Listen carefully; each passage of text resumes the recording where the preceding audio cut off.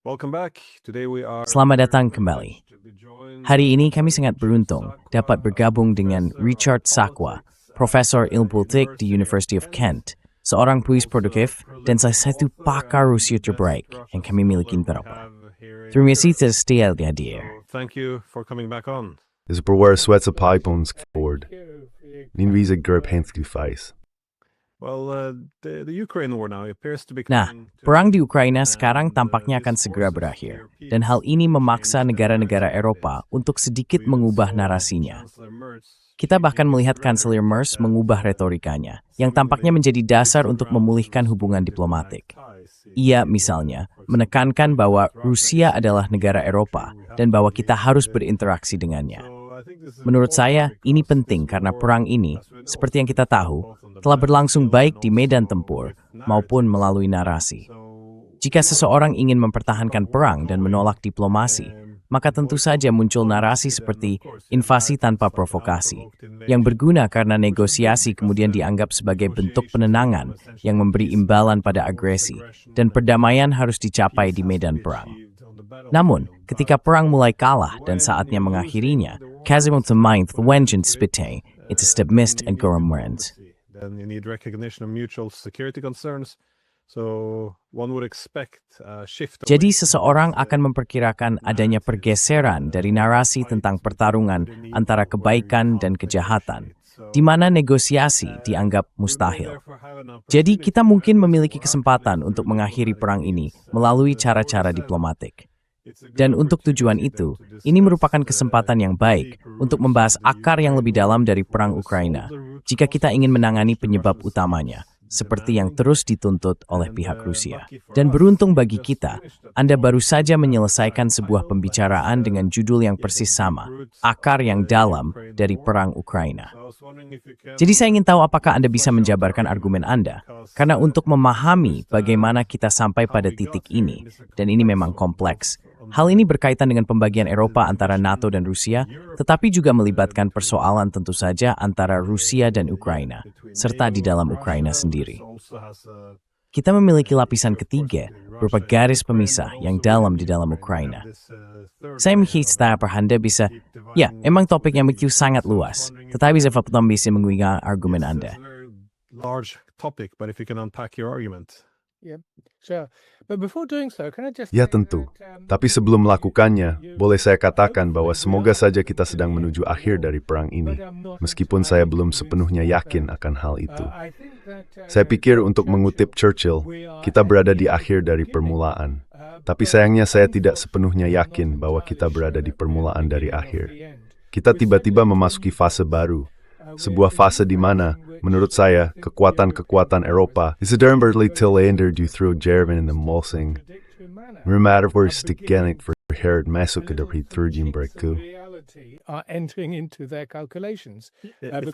Very quickly, I do think. Sebenarnya, mungkin saya terdengar sedikit lebih optimistis daripada yang sebenarnya saya rasakan. Saya masih berpikir bahwa ini akan diselesaikan di medan perang. Namun, ini adalah secercah harapan pertama setelah terus menuntut agar Rusia membayar reparasi dan hal-hal semacam itu. Saat kita mulai menjauh dari hal tersebut, saya pikir ketika narasinya bergeser, itu memungkinkan kita atau memberi kita ruang untuk melakukan lebih banyak hal. Sedang kita izinkan membekas kerwat for the break I'm nan, setidaknya diplomasi bisa berkembang. That's what sets di publikan optimisme saya. Maybe I overstated my optimism, but please go ahead. Tidak, tapi kamu benar sekali. Kita sedang berada dalam fase baru di mana diplomasi yang mengejutkan kembali menjadi agenda bagi kekuatan-kekuatan Eropa. Jika kamu ingat beberapa tahun lalu, tepatnya sekitar 1,5 tahun lalu, ketika ada pertemuan Dewan Eropa, Robert Fico dari Republik Slovakia mengatakan bahwa ia terkejut karena sepanjang diskusi tidak pernah ada usulan agar Uni Eropa dan para pemimpinnya berinteraksi dengan Rusia. Dan ketika Viktor Orban, yang menjadi Ketua Dewan Eropa untuk paruh kedua tahun 2025, kalau tidak salah, mengangkat hal itu, ia sangat dikucilkan. Tapi ya saya pikir pada awal tahun 2026, para pemimpin Eropa mulai memahami. the European leaders are beginning to understand. However, if you remember, Namun, jika Anda ingat, pada musim gugur, kami memiliki rencana perdamaian 28 poin, usulan Kirill Dmitriev, Steve Witkoff, yang menjadi kerangka kerja yang baik untuk diskusi. Tentu saja, kekuatan Eropa dan Zelensky segera bergerak. Dan seperti yang Anda tahu, pada awal tahun 2026, mereka merumuskan dan akhirnya mengadopsi rencana perdamaian 20 poin. Rencana 20 poin ini masih mengandung banyak hal yang sama sekali tidak dapat diterima oleh Moskow. Jadi situasi kita sekarang adalah Witkoff dan Jared Kushner berencana pergi ke Moskow. Saya pikir ada sedikit penolakan di sana, bahkan untuk menyambut mereka, karena jelas Lavrov dan Putin selalu mengatakan bahwa mereka terbuka terhadap diplomasi.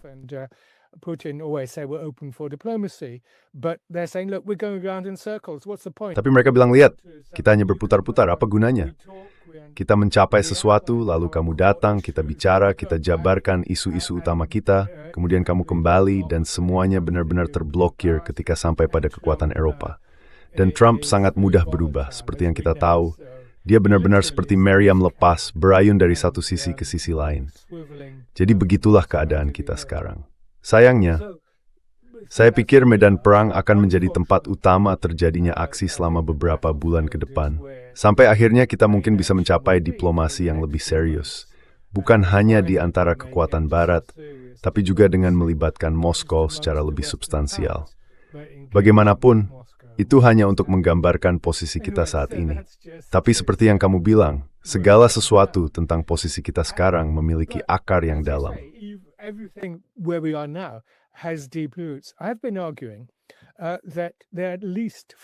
Saya telah berpendapat bahwa ada setidaknya 4, mungkin 5 lapisan dalam konflik ini.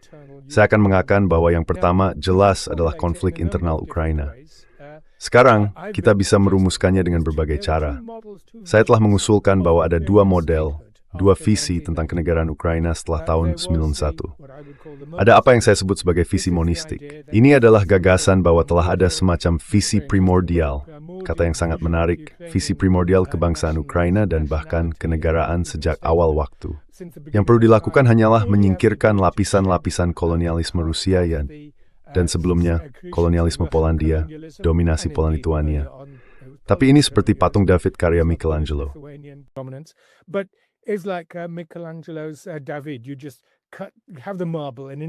Kamu hanya memiliki sebongkah marmer, dan di dalamnya ada patung yang luar biasa dan menakjubkan. Kamu hanya perlu memahat dan membuang kelebihannya. Itu adalah pandangan yang sepenuhnya keliru tentang bagaimana negara berkembang, dan juga merupakan penerapan yang salah terhadap gagasan pasca kolonialisme. Sejauh yang saya pahami, pasca kolonialisme sepenuhnya berkaitan dengan hibriditas. Bagaimana negara berkembang melalui hubungan yang kompleks.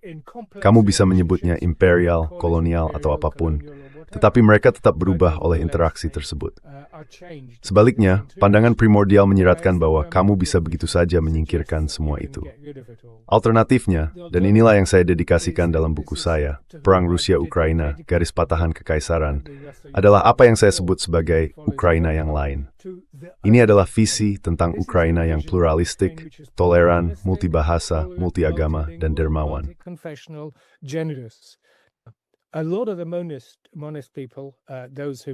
Banyak dari kaum monis, mereka yang percaya pada nasionalisme Ukraina yang mendalam, juga bersikap toleran dan pluralistik. Jadi perbedaannya tidak perlu dibuat terlalu tajam. Namun, dalam istilah ideal, kita memang memiliki visi seperti itu. Dan hal itu, dalam tuntutan Rusia kini diwakili, atau dalam istilah mereka disebut sebagai denazifikasi Ukraina. Saya pikir istilah itu sangat tidak tepat karena terlalu menyederhanakan unsur-unsurnya. Meskipun memang menyentuh isu intoleransi dan kurangnya pluralisme dalam masyarakat. Jadi itu jelas merupakan salah satu tuntutan utama, bahwa hak-hak bahasa dan hak-hak lainnya harus dihormati. Itulah tingkat pertama. Tingkat kedua adalah hubungan Rusia-Ukraina itu sendiri, secara khusus hubungan antar negara tetapi juga hubungan antar kultural.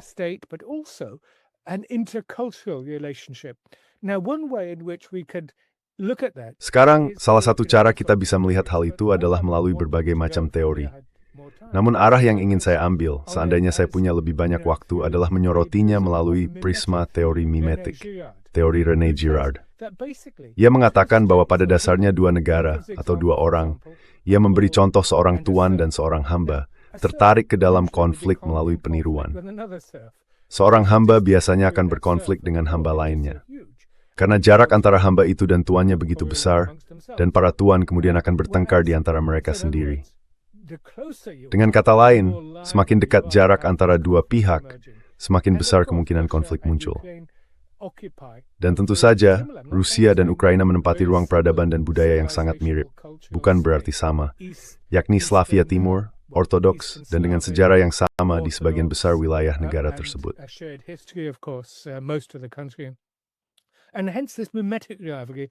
Dan karena itu, persaingan mimetik ini begitu intens. Hal ini membantu menjelaskan, setidaknya sebagian, mengapa para nasionalis Ukraina percaya sebagai suatu keyakinan bahwa mereka harus menjaga jarak dari Rusia. Ini menyebabkan hubungan yang sangat sensitif sejak awal, setelah runtuhnya Uni Soviet pada tahun 1991. Dan tentu saja, hal ini berakar hingga abad ke-19. Jadi itulah tingkat kedua. Kita bisa membahas banyak hal tentang itu. Pandangan mimetik ini, kita insist that petik tidak sebuah menjelaskan mengkerpower, untuk 2022 dalam kedua negara begitu kuat, secara narsisisme dan perbedaan kecil. Betul untuk menarik isu-isu substansial, tapi tetap September bertaut bergerak. Tengkariga setelah ia antar Eropa. Is this inter-European one? Here we completely messed up. Di sini kita benar-benar membuat kekacauan. Dan di sini kita harus mengatakan, kamu tadi berbicara tentang akar yang dalam. Kita perlu kembali bukan hanya ke tahun 1999 meskipun itu penting. Kita harus kembali sejauh tahun 1945. Dalam banyak hal, perang Ukraina sedang mengembalikan elemen-elemen ke dalam agenda yang belum terselesaikan pada tahun awal pasca perang. Misalnya, belakangan ini banyak pembahasan tentang Jerman, dan bahwa tahun 1945 dan Potsdam, gagasan yang tersirat adalah, dan Uni Soviet berulang kali kembali pada hal itu kemudian, bahwa Jerman seharusnya menjadi negara netral tanpa militer di pusat Eropa.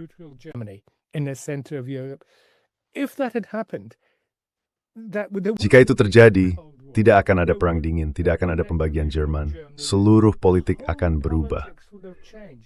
Dan kemudian Anda akan bertanya, mengapa kita mengalami perang dingin yang pertama, yang kemudian muncul kembali dalam bentuk baru setelah 1991 runtuhnya komunisme, berakhirnya perang dingin pertama.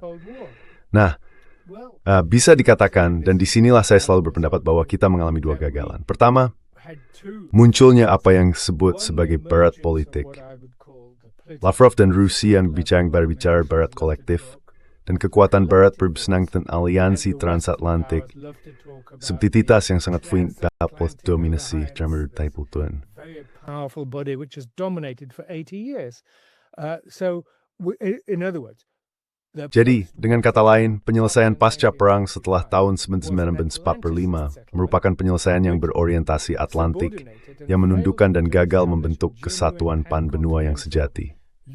Setelah tahun 1999, pada akhir Perang Dingin, gagasan Rumah Eropa Bersama dari Gorbachev, Konfederasi Eropa dari Mitterrand, semua ide tersebut pada dasarnya mengatakan, baiklah mari kita pikirkan kembali tahun 1945. Namun, yang terjadi justru hal yang sama. NATO dan Uni Eropa menempatkan diri mereka sebagai satu-satunya lembaga yang dapat mewakili seluruh Eropa, yang tentu saja meminggirkan Rusia dan menyebabkan dilema keamanan, perluasan NATO, serta perang. Jadi itulah tingkat ketiga. Dan tentu saja yang keempat adalah hubungan adidaya antara Amerika Serikat dan Rusia.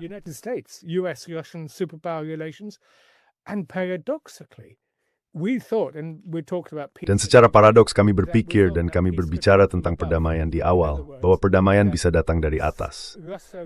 Dengan kata lain, bahwa rekonsiliasi Rusia-AS, detente, bisa dengan Trump dan Putin bekerja sama secara pribadi, membentuk suatu kerangka yang akan, sebagian dipaksakan tetapi diharapkan dengan persetujuan kekuatan-kekuatan Eropa, dan memang mengarah pada penyelesaian di dalam Ukraina sendiri. Sayangnya tampaknya Amerika Serikat di bawah Trump, paye is the sworn staju during berjaya, Pertanyaan yang seharusnya jatuh story beams maupun menam dan lagi vestible berapa smirip spermseed men afford minutes then doing. Again in 1989-91, he's put them on the table. Unfortunately, Trump does not have. Sayangnya, Trump tidak memiliki jawaban yang koheren. Ini berarti bahwa dunia politik barat lama, sistem kekuasaan Atlantik lama jelas berada di ambang kehancuran. Itu sudah pasti. Rusia, Moskow, dan memang negara-negara lain melihat hal ini sebagai peluang besar. Tentu saja kekuatan Eropa dan Kiev memandang hal itu dengan kekhawatiran besar. Namun jelas, keadaan sedang bergerak dan berubah. Jadi seperti yang telah kita katakan, ya, the first foreign way menang tunggu, nemwedi snooks truth, have wherewith to with command knowledge wesker. It's a very things me her halams memainin pearl yang des, seperti halnya bordel van bevhineens berimen bemerong demi met spokon naber. It's a wibbo bononam, them you psych forward to with thust. Looks as if it's going to be one of those dates. I very much agree this whole idea of a Saya sangat setuju dengan gagasan tentang identitas dekolonial ini. Ini sangat berbahaya, karena maksudnya adalah memandang unsur Rusia dalam identitas Ukraina sebagai peninggalan kekaisaran asing, sesuatu yang harus disingkirkan. Tentu saja, ini menjadi masalah baik di dalam negeri maupun di luar negeri. Karena jika seseorang hendak menerima gagasan ini, seperti yang mereka lakukan setelah tahun 2014, maka mereka harus mulai membersihkan partai politik, kebudayaan, agama, media, dan bahasa secara menyeluruh. Dan saya sering mengutip Solzhenitsyn. Ia menegaskan bahwa hubungan erat antara orang Rusia dan Ukraina itu ibarat pedang bermata dua. Karena bagi sebagian orang hal itu menjadi sumber persaudaraan dengan orang Rusia. Tetapi bagi sebagian besar orang Ukraina Barat, justru sebaliknya.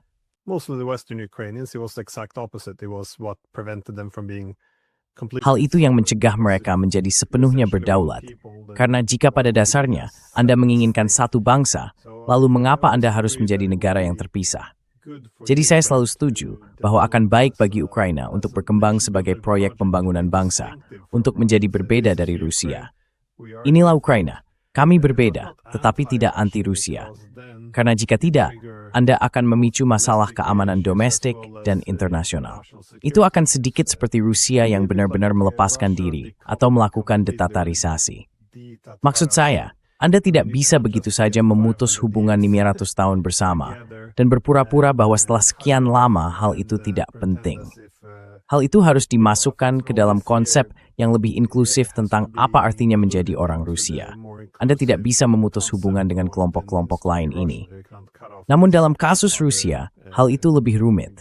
Karena, seperti yang Eka wrote, for Tikoban resno budalit members etnis Rusia, atau boyu turbersa Rususi new growth. Akan days Ukraine int. This impacts the relationship with Russia and also makes them more. Rusia juga menjadi lebih rentan terhadap eksploitasi oleh aktor asing.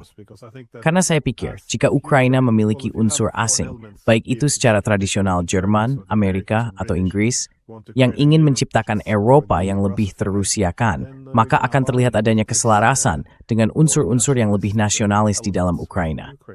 Namun, bagaimana Anda melihat interaksi antara berbagai tingkat ini?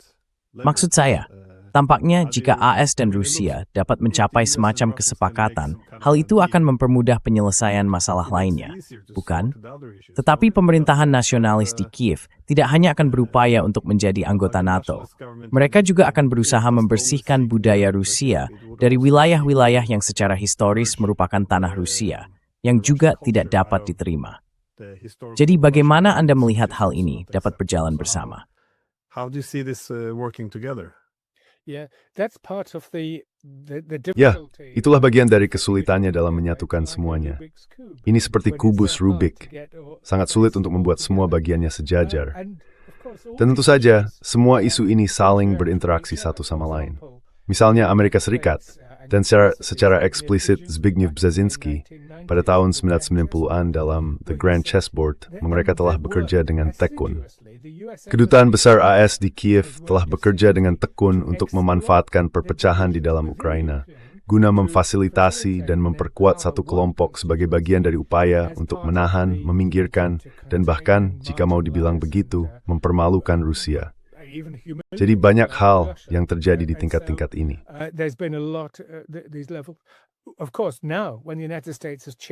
Tentu saja sekarang, ketika Amerika Serikat telah mengubah sikapnya, mereka tidak lagi. Ya, kita sebenarnya tidak benar-benar tahu apa yang Trump lakukan, karena dia sedang bermain. Dia juga cukup licik dalam berbagai cara. Misalnya, serangan drone atau apapun itu ke arah Valdai, 91 drone pada hari-hari pertama bulan Januari, jelas difasilitasi oleh Amerika Serikat dengan satu atau lain cara. Jadi ini adalah pertanyaan mendasar. Bagaimana semua hal ini Yvette Stung, dan itu serius di nursery semut analisis. Kalau tidak, dalam arti tertentu, aku mengarah ke benar bidangnya. In the sense to say that these are the threads.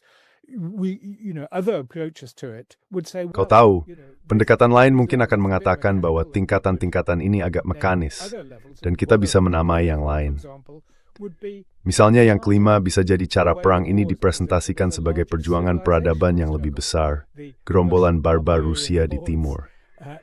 Dan itu tentu saja membawa kita kembali bukan hanya pada 80 tahun pasca perang sejak 1945, tetapi juga pada pertanyaan yang lebih besar, yang menurutku sangat menarik. Banyak komentator Rusia, seperti Sergei Alexandrovich Karaganov misalnya, menyoroti 500 tahun hubungan sulit Rusia dengan Eropa. Konflik peradaban ini, dan tentu saja banyak pihak di Barat, Biden secara eksplisit mengatakan bahwa ini adalah perang demi peradaban, demi tatanan berbasis aturan, merupakan salah satu manifestasinya. Tetapi secara lebih luas, ini tentang budaya Barat, supremasi hukum, dan sebagainya, melawan despotisme Rusia.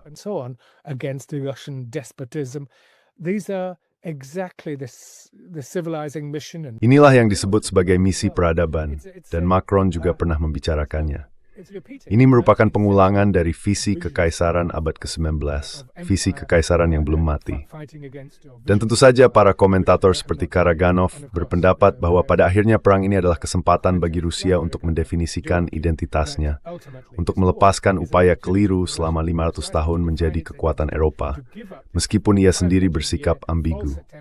Jadi, cara saya memandangnya adalah bahwa kita sedang menyaksikan kemunculan Rusia pasca Barat, tetapi bukan pasca Eropa. Dan semata-mata karena faktor geografis, Rusia adalah kekuatan Eropa. Ia juga merupakan kekuatan Asia, kekuatan Eurasia, tetapi mereka adalah tetangganya.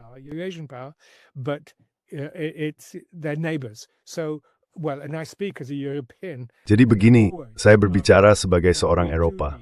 Dan saya selalu berpendapat bahwa kita memang membutuhkan, dan sebagai salah satu goalis terakhir di Inggris, saya akan berpendapat bahwa kita memang membutuhkan sebuah visi lintas benua, dalam satu bentuk atau lainnya, semacam komunitas politik.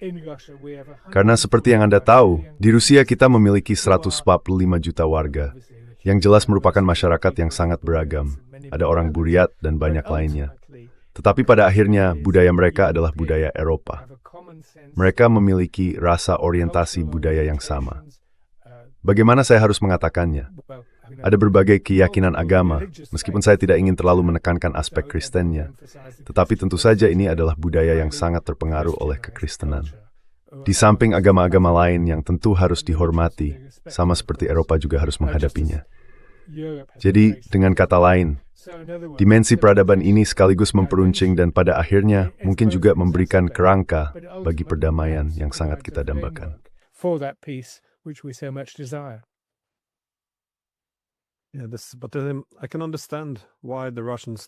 Tapi saya bisa memahami mengapa Rusia sekarang menuntut untuk menyelesaikan semua masalah yang mendasarinya. Seperti yang Anda katakan, akar permasalahannya sudah sangat lama, terutama jika dilihat dari dimensi geopolitik. Anda tahu, Dostoevsky menulis pada tahun 1901-an bahwa untuk memecah belah Eropa dan menahan Rusia, tujuan Inggris adalah membuat bangsa Slavia membenci Rusia seperti halnya mereka. Dan kemudian tentu saja pada Perang Dunia, Anda melihat Jerman menampilkan diri mereka sebagian besar sebagai pembebas berbagai bangsa Slavia, khususnya Ukraina. Karena mereka berargumen, kami akan membebaskan kalian dari kekuasaan Rusia. Namun setiap sejarawan menyadari bahwa yang sebenarnya mereka lakukan adalah berusaha mengambil bagian dunia itu, melepaskannya dari Moskow, dan menempatkannya di bawah pengaruh Jerman. German sphere of influence instead. So For example, the way the World War. Jadi misalnya, cara Perang Dunia I-Main berakhir, atau lebih tepatnya tidak benar-benar berakhir, dengan kesepakatan Rusia-Jerman, yaitu Perjanjian Brest-Litovsk. Hal itu dipandang pada dasarnya seperti apa yang sedang diupayakan NATO saat ini. Dan hal yang sama juga terlihat dalam Perang Dunia II. Saat itu Nazi mendekati kaum nasionalis Ukraina dengan mengatakan, kami juga memahami perjuangan kalian untuk kebebasan. Mereka juga menampilkan diri sebagai pembebas. Namun pada kenyataannya, ini adalah tentang menciptakan wilayah yang didominasi oleh Jerman.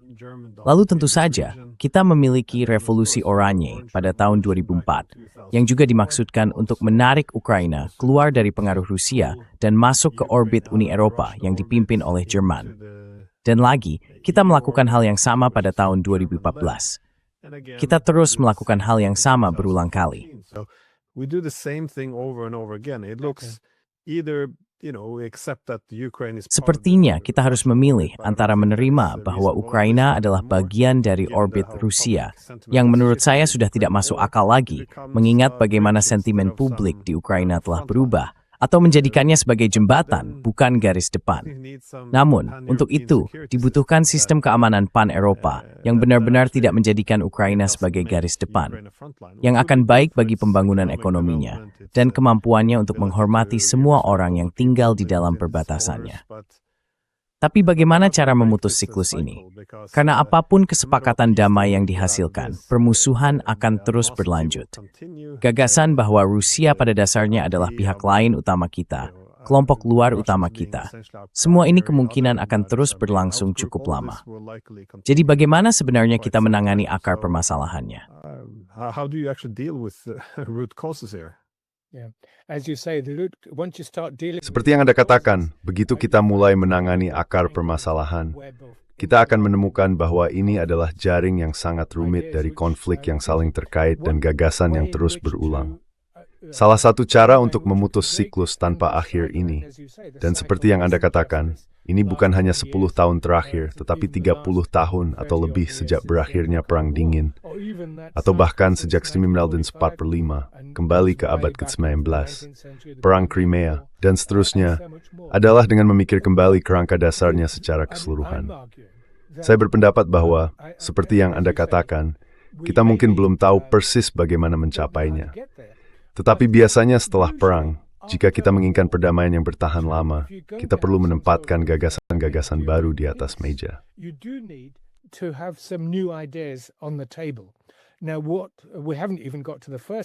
Sekarang, kita bahkan belum mencapai tahap pertama. Itulah sebabnya saya mengatakan bahwa kita baru berada di akhir dari permulaan. Jadi, di mana ide-ide baru itu?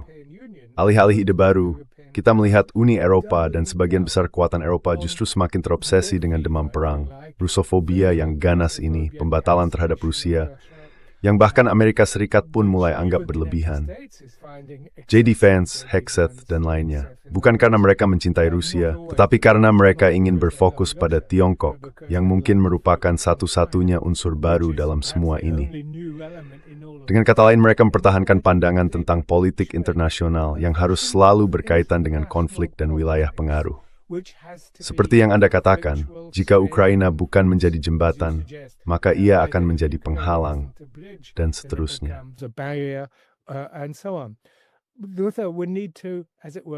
Luther perlu bisa dibilang, salah satu teknik negosiasi klasik adalah bergerak. Meningkatkan ke tingkat yang lebih tinggi jika boleh dikatakan begitu, dan mencoba melihat gambaran secara lebih luas, lebih menyeluruh. Itulah yang menurut saya harus kita lakukan. Jadi elemen pertama dari hal itu adalah memunculkan perdebatan baru tentang, Anda tadi berbicara tentang sistem keamanan pan-Eropa. Benar, itu mungkin hanya akan menjadi cerminan dari suatu komunitas politik pan-Eropa yang lebih besar. Sekarang, tampaknya konyol bahkan untuk membicarakan atau memikirkannya saat ini. Tetapi justru di hari-hari tergelap dari sebuah perang, kita perlu mulai memikirkan yang tampaknya mustahil. Bagaimana kita sampai ke sana? Saya tidak tahu. Tapi disitulah bagian kedua berperan.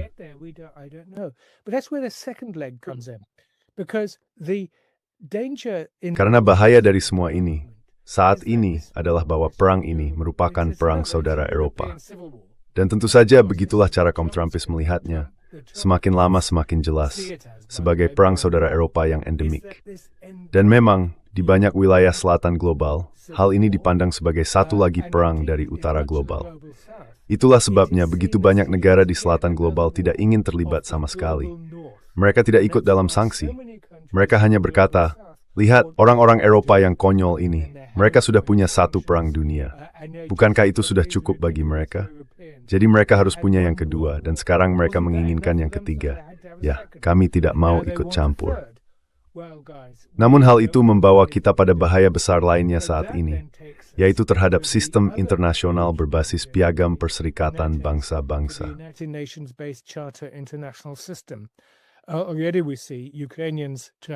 Kita sudah melihat orang-orang Ukraina berusaha memanfaatkannya sejauh mungkin, tetapi pada akhirnya untuk merendahkannya, menghancurkannya, memusnahkannya. Dan tentu saja orang-orang Israel juga demikian. Mereka tidak memiliki apapun selain rasa penghinaan. Kita telah melihat bahwa Trump hanya dalam hari-hari awal tahun 2026 menarik Amerika Serikat keluar dari, 56 organisasi internasional. Jadi Amerika Serikat tidak hanya membelot dari barat politik, dari sistem aliansi Atlantiknya, yang oleh banyak orang disambut baik dengan mengatakan sudah waktunya NATO dibubarkan. NATO telah menjalankan fungsi destruktifnya dengan sangat baik sejak 1989. Namun yang perlu kita sadari sekarang adalah bahwa ia juga membelot dari sistem internasional berdasarkan piagam yang sangat banyak dibentuk oleh Amerika Serikat pada tahun 1945. Matter of story saya, itu adalah hal yang berikirang. That is catastrophic in my view. We have many Russian commentators argue. Kita memiliki banyak komentator Rusia yang berpendapat bahwa sudah saatnya membangun lembaga-lembaga paralel, mungkin melalui BRICS, Organisasi Kerjasama Shanghai, atau lembaga keuangan alternatif terhadap sistem Bretton Woods, seperti Bank Dunia dan IMF. Nah, mungkin itu salah satu cara untuk mencoba keluar dari lingkaran setan ini, di mana Slavkat hanya mengulang hal yang Sturmer sama terus meneratio sejak 2014, isus Stier 1917 Siapa yang mendukung perluasan NATO? Siapa yang menentangnya? Who was for NATO enlargement? Who's against it? Oh, the Eastern Europeans wanted to join NATO. How could we stop them? Orang-orang Eropa Timur ingin bergabung dengan NATO. Bagaimana kita bisa menghentikan mereka? Ini adalah cara berpikir yang begitu dangkal dan usang. Kita perlu memikirkan politik internasional dengan cara yang baru. Dan disinilah gerakan perdamaian, pemikiran tentang perdamaian menjadi sangat penting. Hubungan internasional gaya Amerika yang lama dan klasik ini sepenuhnya berpusat pada politik kekuasaan dan hal-hal semacam itu. Nah, banyak source-punkte overhelten bahwa IMF sistem hadaping nilai begitu banyak tolongokan. Nolayan word or tintens your board, pixelawang. Pencarian teknologi tujuan brace this wide cat stouts.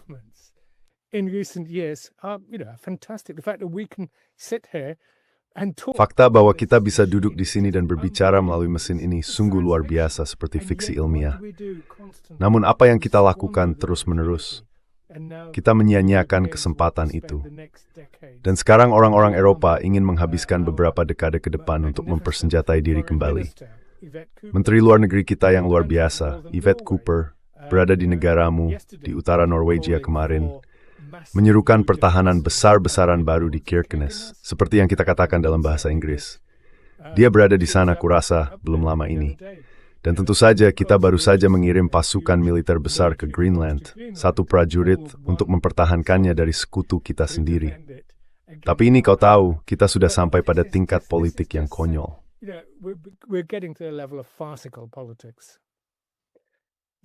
Orang Norwegia tirim dukani bergreen Inggris to Bingham Dangris. And even not on Waming. We sent two. Oke, bos. No, it's not very impressive at all, but Tidak, itu sama sekali tidak terlalu mengesankan. Tapi saya bertanya-tanya, apakah Anda sedikit berharap tentang distribusi kekuasaan internasional yang baru? Karena sekarang, ya, di masa lalu, setidaknya dari sudut pandang realisme politik, ketika kekuasaan terkonsentrasi di Eropa, Anda bisa berasumsi bahwa persaingan antara kekuatan-kekuatan Eropa akan menghasilkan pembagian dunia di antara mereka sendiri. Jadi hal itu agak masuk akal. Anda bisa memiliki Eropa yang terpecah-pecah, tetapi tetap menjadi pusat dunia. Namun sekarang, ketika distribusi kekuasaan telah bergeser secara dramatis menjauh dari Eropa, dan hal ini cukup jelas, juga tercermin dalam strategi keamanan nasional AS, dalam betapa sedikitnya perhatian yang diberikan terhadap Eropa, terhadap relevansinya. Dalam kondisi Eropa seperti itu, kita benar-benar tidak bisa lagi menanggung garis-garis perpecahan ini. We can't really have afforded these dividing lines. We're not the center of the world anymore. So if Kita bukan lagi pusat dunia. Jadi, jika kita memiliki Eropa yang terpecah hari ini, situasinya tidak seperti setelah Perang Dunia II, ketika AS berusaha membangun negara-negara garis depan dan menempatkan mereka pada posisi yang baik.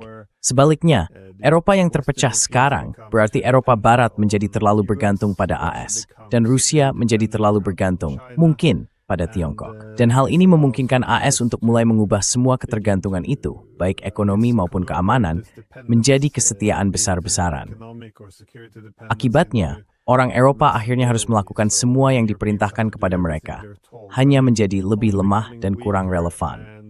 Seharusnya, jika ada waktu bagi Eropa untuk mencoba, melakukan apa yang diserukan oleh Piagam Paris untuk Eropa baru pada tahun 1990, maka waktunya adalah sekarang. It's step fully up towards his betrothed.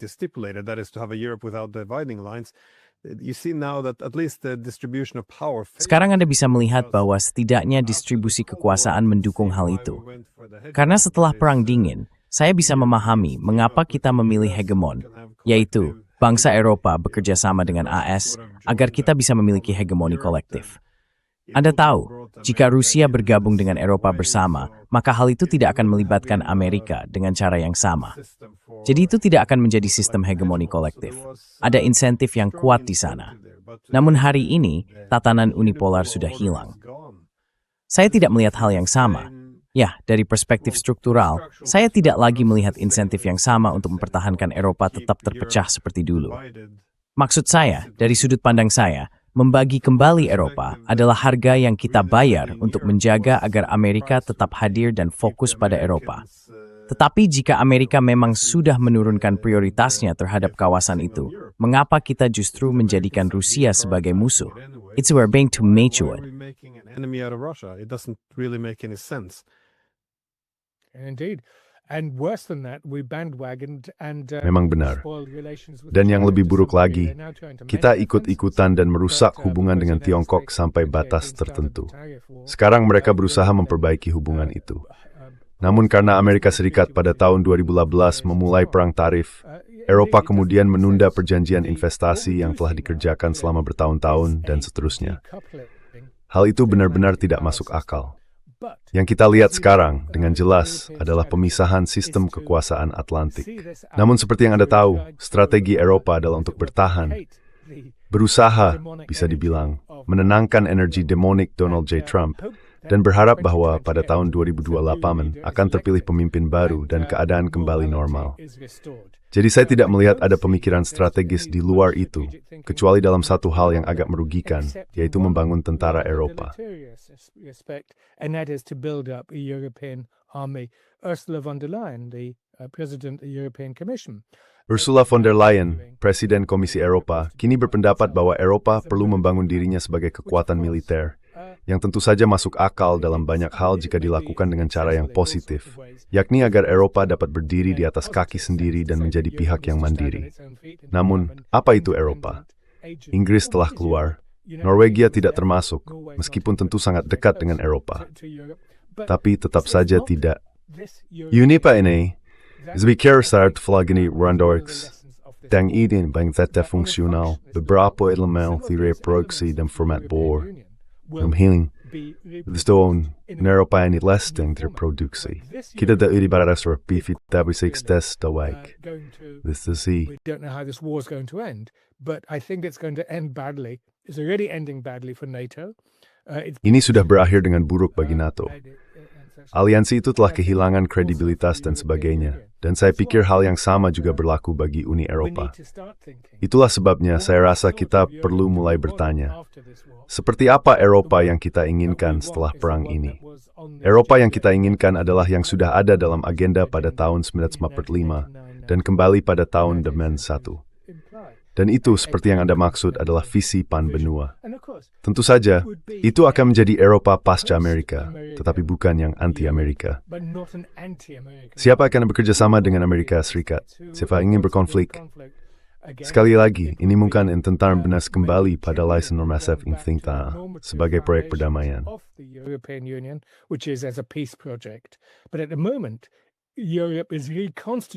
Namun saat ini, Eropa sedang membentuk kembali dirinya. Eropa pasca Amerika ini sebagai sebuah proyek perang. Sebuah perang panjang, seperti yang mereka katakan, seperti yang telah diperingatkan oleh Mark Rutte dan lainnya, melawan Rusia, sebuah perang lintas generasi. Dan memang di Inggris mereka berbicara tentang perang seluruh masyarakat, yang tentu saja berarti apa yang mereka maksud dengan itu. Diperlukan represi internal. Beberapa dari kita merasakan dampak keras dari hal itu, sensor dan sebagainya. Ini adalah jalur yang membawa bencana. Jadi inilah mengapa saya pikir sangat penting untuk merumuskan sebuah alternatif, yaitu visi pan-kontinental yang sejati dan progresif. Ini akan sulit, dan di dalamnya NATO yang tersisa, Uni Eropa yang tersisa, dan direkonstruksi akan memainkan peran. Namun kita perlu memiliki sesuatu yang baru. Kamu tahu, Konfederasi Eurasia Udor, it's Betektur Pajan Begishika Raisan ini.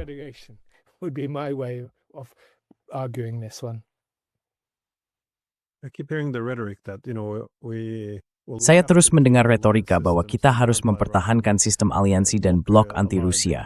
Karena, ya lihat betapa pentingnya hal itu akibat situasi di Ukraina. Namun, sekali lagi, hal ini menunjukkan dua logika berbeda di balik peran NATO. Apakah NATO akan menjadi lebih relevan sekarang setelah kita melihat ancaman dari Rusia, atau justru kehilangan kredibilitas karena sebenarnya memicu perang?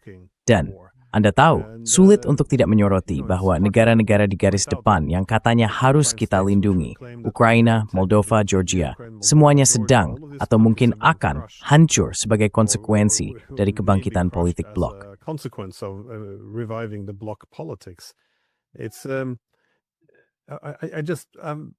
Saya benar-benar kesulitan memahami mengapa orang Inggris misalnya memimpin bersama dengan negara-negara Eropa lainnya dalam perjuangan lintas generasi melawan Rusia ini. Sebenarnya apa tujuannya? Mengapa? Maksud saya, sejak berakhirnya Perang Dingin, tujuan Rusia adalah menciptakan Eropa yang bersatu, dan mereka sudah memperingatkan bahwa perluasan NATO akan kembali membagi benua, menghidupkan kembali logika Perang Dingin. Seluruh persaingan zero-sum atas tiup bersama itu. Dan semua orang tahu bahwa Rusia tidak mengajukan klaim apapun atas Ukraina sebelum kudeta tahun 2014. Tapi setelah itu, mereka merespons dengan cara seperti ini.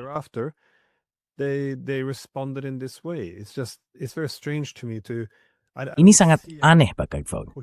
Saya tidak melihat hanya argumen yang koheren tentang mengapa kita terus mendengar narasi imperial ini, bahwa Rusia hanyalah kekuatan imperialis yang ingin menelan wilayah dan membangun kembali Uni Soviet.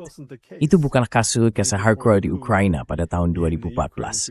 Maksud saya pikir Anda yang menulis dalam salah satu buku Anda bahwa NATO sekarang adalah organisasi keamanan yang ada untuk menangani konflik yang muncul dari keberadaannya sendiri. Mungkin saya salah mengutip, tentu saja, tapi kira-kira itulah maksud Anda. Betul begitu?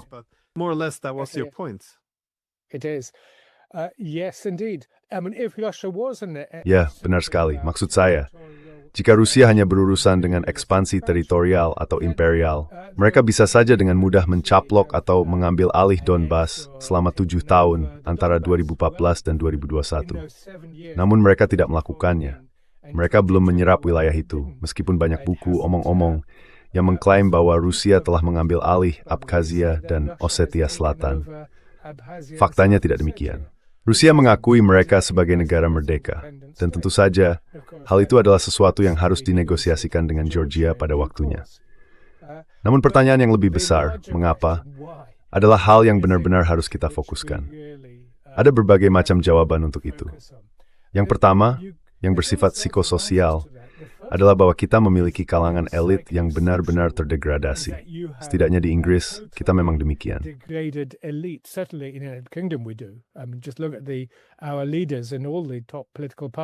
Lihat saja para pemimpin kita di semua partai politik besar. Semuanya mengulang, tanpa berpikir, retorika militeristik yang sama, kecuali beberapa pengecualian yang sebagian besar sudah tidak lagi berada di parlemen. Jadi bisa dikatakan, dan kemudian ada konteks yang lebih luas dalam kerangka itu, yang kembali misalnya ke rivalitas Anglo-Rusia sebelum revolusi, Perang Crimea, dan bahkan lebih jauh ke belakang. Namun ada juga banyak bukti tandingan. Ketika Tony Blair, tepat di awal tahun 2000, saat Putin berkuasa, cukup jelas ada upaya untuk melakukan riset, dan Putin datang dalam kunjungan kenegaraan. Jadi ada unsur-unsur positif. Tetapi tentu saja, invasi Anglo-Amerika ke Irak merusak semuanya. Dan kemudian Libya, perjanjian ABM, dan hal-hal lainnya. Jadi kalau boleh dibilang, ada pendekatan psikososial di situ. So there's, if you like, the psychosocial approach, there's the historical approach of Russophobia. Ada pendekatan historis tentang Russofobia. Atau bahkan bisa dikatakan kita bisa kembali ke René Girard dan semacam persaingan mimetik antara dua representasi modernitas, bahwa Rusia akan selalu memiliki keunikan peradabannya sendiri, dan hal itu patut disambut, sama seperti keunikan Inggris yang juga khas. Dan tentu saja, argumen spesifik saya adalah bahwa setelah tahun 1945, semua ini, seperti yang kita tahu, kita adalah sekutu dalam perang. Seluruh situasi ini muncul karena hegemoni AS, yang berupaya untuk mendominasi setelah 1945. Pada tahun Sribnek hegemonik itu telah terbentuk. Tujuannya adalah untuk mendominasi Eropa Barat. Dan kita tahu bahwa saudara-saudara Dulles cukup sinis dan kejam dalam menerapkannya. Yang satu di Departemen Luar Negeri, yang lain sebagai kepala CIA. Jadi sudah sangat jelas bahwa mereka bermaksud mendominasi Eropa Barat. En sirimitlesin pajarmor destilling malfrix dalam arti positif.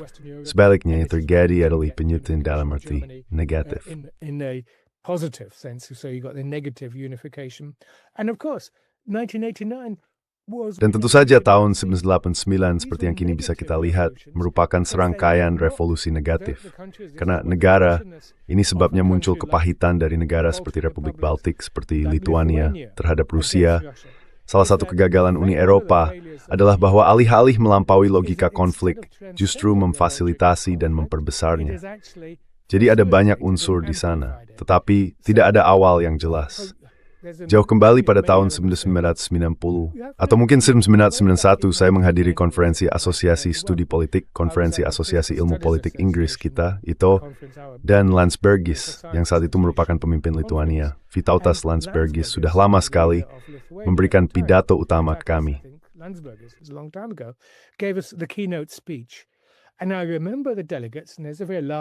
Dan saya ingat para delegasi, itu adalah sebuah kelompok yang sangat besar, 500 atau 600 ilmuwan politik. Kami terkejut dengan bahasanya. Bahasanya yang penuh kebencian, rasis, dan anti-Rusia. Saat itu tahun 1991, ketika Rusia di bawah Yeltsin telah memfasilitasi kemerdekaan Lituania, Estonia, dan Latvia. Jadi hal itu sungguh mengejutkan, dari mana semua ini berasal. Dan tentu saja ini adalah iblis-iblis tersembunyi. Dan iblis-iblis ini, oleh-oleh dimusnahkan, justru diberi makan dan dipelihara. Dan kita memiliki mempertahankan para sarjana terkemuka dari Estonia dan tempat yang berbicara tentang politik misalnya. Intinya adalah kita membenci Rusia dan sekaligus memiliki politik Inggris. View di setara seorang pun yang berkenal ini. We have to have memory of politics to make sure that no one ever forgets this, and we must then use all instruments. Dan kemudian kita harus menggunakan semua instrumen yang ada, dan orang-orang Polandia sependapat dengan hal ini untuk menghancurkan musuh historis. Sekarang, seperti yang telah saya kemukakan sejak lama, Anda tahu, ayah saya orang Polandia. Dia hampir menjadi salah satu dari mereka yang tertangkap dan dibawa ke Katyn. Dia bertemu pasukan Soviet sebagai prajurit cadangan tentara Polandia pada tanggal 17 September 1939. Namun dia tidak pernah menyimpan kepahitan. Dia memahami persoalan yang lebih besar, dan mungkin itulah sebabnya saya menjadi seperti sekarang. Karena ya, dia memahami betapa mengerikannya keadaan saat itu. Anda tahu Katyn, pembunuhan hampir 24.000 perwira Polandia secara kejam. Tetapi jika kita tidak mencerna sejarah ini, maka kita akan ditakdirkan untuk mengulanginya. Dan sayangnya, Terai torn over bermengelaming is a thick sword to fair detonable thubsport. In an even worse form than anything ever before. Yeah, well, yeah, that is the problem when it becomes Ya, begitulah masalahnya. Ketika semuanya menjadi soal satu pihak yang benar dan pihak lain yang salah, atau baik dan buruk. Setiap kali ada bentuk penyatuan, hal itu sebenarnya tidak benar-benar menyatukan kedua sisi. Jerman pernah mengalami diskusi yang sama.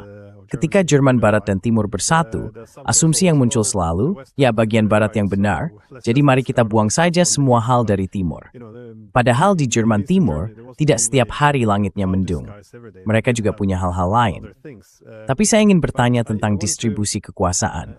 Apakah menurutmu hal itu bisa membantu kita sekarang?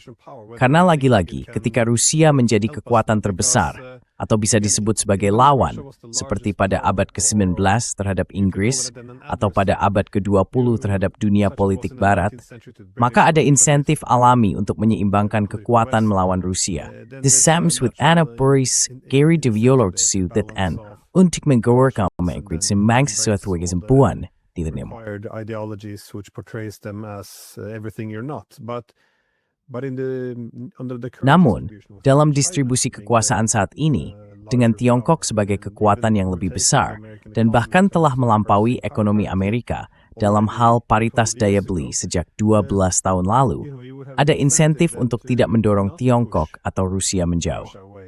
Inilah logika yang dianut oleh Jerman dan Prancis sebelum tahun 2022. Jangan mendorong Rusia terlalu jauh, karena mereka akan berpihak pada Tiongkok. Dan memang, sekarang terlihat sebagai dari gagasan Trump tampaknya terinspirasi oleh nasihat Kissinger, yang menekankan bahwa dua raksasa Eurasia itu tidak boleh disatukan. Tiongkok adalah yang besar, sebaiknya kita menarik Rusia ke pihak kita. Jadi, di situ terdapat insentif yang didorong oleh pertimbangan kekuasaan. Incentives there in terms of power. But we're not doing anything. It's Tapi kita tidak melakukan apapun. Semua hal yang kita tahu tidak akan berhasil, atau yang paling berbahaya, yaitu pada dasarnya berperang melawan Rusia, kita tetap melakukannya semua. Jadi sangat sulit untuk melihatnya hanya sebagai urusan politik kekuasaan, karena ada sesuatu yang lebih mendalam di sana dalam hal kebencian. Saya akan menggunakan kata kebencian terhadap Rusia. Ini sudah berlangsung begitu lama. It's been ongoing for so long.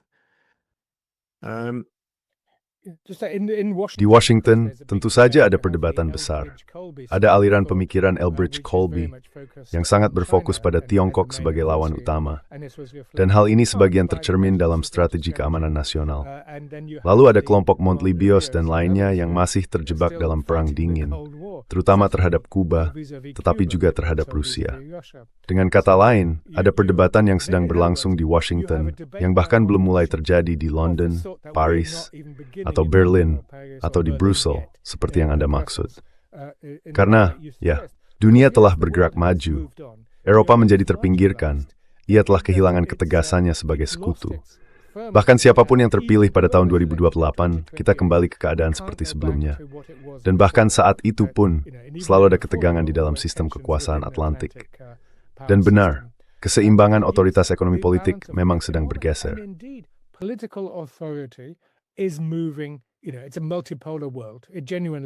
Ini adalah dunia multipolar. Memang benar demikian. Namun tentu saja multipolaritas beroperasi di banyak tingkatan yang berbeda. Pada tingkat kekuasaan, ya jelas, Tiongkok kini muncul sebagai kekuatan yang terpisah. Namun tentu saja itulah salah satu alasan mengapa ada begitu banyak upaya untuk mendelegitimasinya, dan begitu banyak usaha untuk menyebutnya sebagai kediktatoran komunis yang despotik, dengan menyoroti kekurangan dan kelemahan dalam sistem tersebut.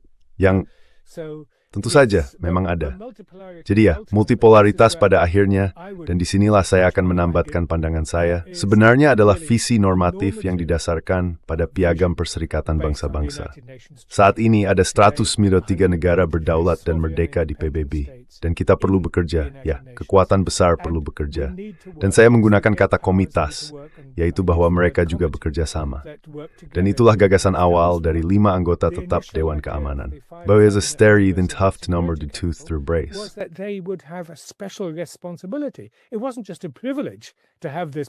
Itu bukan hanya sebuah hak istimewa untuk memiliki kekuasaan veto permanen. Tanggung jawabnya adalah untuk bekerja sama, berupaya menyelesaikan masalah global secara kolektif.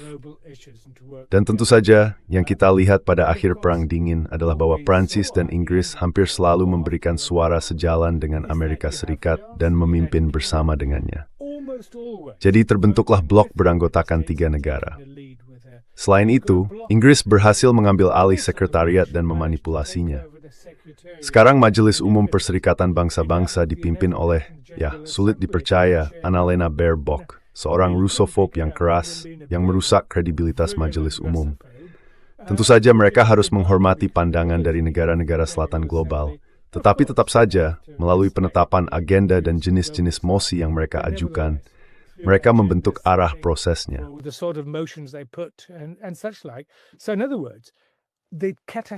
Jadi dengan kata lain, bencana hari ini adalah bahwa sistem internasional, Perserikatan Bangsa-Bangsa, telah menjadi alat dari apa yang bisa disebut sebagai Perang Dingin baru. Sebuah instrumen politik dan persaingan kekuatan besar, alih-alih menjadi forum untuk penyelesaian sengketa-sengketa tersebut. Jadi kita berada di tempat yang sangat suram, dan hal ini mengarah pada kehancuran pencapaian terbesar yang kita miliki dalam 80 tahun terakhir, yaitu Perserikatan Bangsa-Bangsa. Bukan hanya sebagai sebuah lembaga, tetapi juga sebagai sebuah gagasan. Sebuah gagasan bahwa kita dapat menemukan cara-cara damai untuk bekerja sama, fondasi normatif dari negara-negara berdaulat yang bekerja bersama. Jadi ini bukan hanya tentang Westphalia. Ini adalah Westphalia ditambah negara-negara berdaulat yang bekerja melalui internasionalisme dan multilateralisme dalam kerangka Perserikatan Bangsa-Bangsa dan norma-normanya. Dan itulah yang sedang kita kehilangan sekarang, semangat tahun 1945.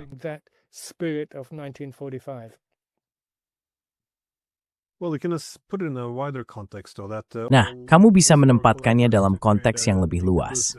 Semua upaya historis untuk menciptakan arsitektur keamanan yang inklusif, yang benar-benar mencerminkan hukum internasional, bertujuan untuk mencari keamanan bersama anggota lain, bukan melawan pihak yang bukan anggota. Dengan kata lain, jika kamu ingin membedakan antara arsitektur keamanan kolektif dan aliansi, entah itu Concert of Europe, Liga Bangsa-Bangsa, atau Perserikatan Bangsa-Bangsa, selalu ada risiko bahwa negara-negara akan mulai membentuk sistem aliansi, blok-blok kecil yang eksklusif, dan kemudian loyalitas mereka terhadap blok itu melampaui kerangka keamanan kolektif. Diterjemahkan ke dalam institusi saat ini, itu berarti kita menempatkan NATO di atas Perserikatan Bangsa-Bangsa. Dan ya, pada dasarnya itulah yang telah terjadi, terutama sejak tahun 1999. Tapi saat kita menutup pembahasan ini, apakah kamu punya pemikiran akhir yang optimistis? Atau kamu pikir, seperti yang kamu katakan, kita sedang menuju ke masa yang agak suram?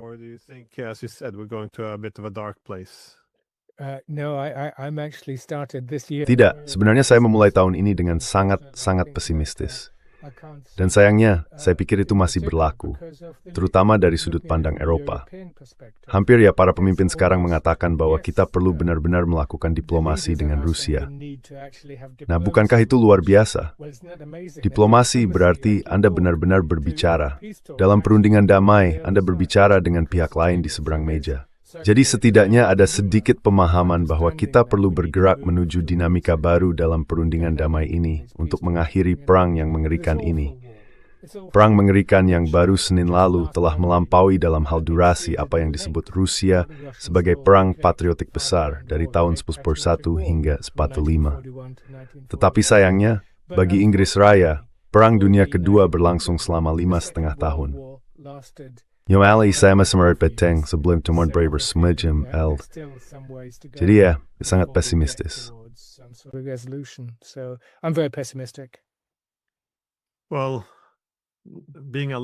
Ya, diizinkan untuk berargumen demi diplomasi tanpa dicemarkan, disensor, atau dibatalkan. Kupikir itu perkembangan yang positif. Tapi kita menetapkan standar yang agak rendah. Meskipun begitu, ya, sepertinya ada sesuatu yang bergerak ke arah yang benar. Tapi ya, aku juga berbagi pesimismemu. Awal tahun 2026 ini memang sangat berat. Jadi terima kasih banyak sudah meluangkan waktu. Thank you very much for taking time. Tegen Storest, His Grace.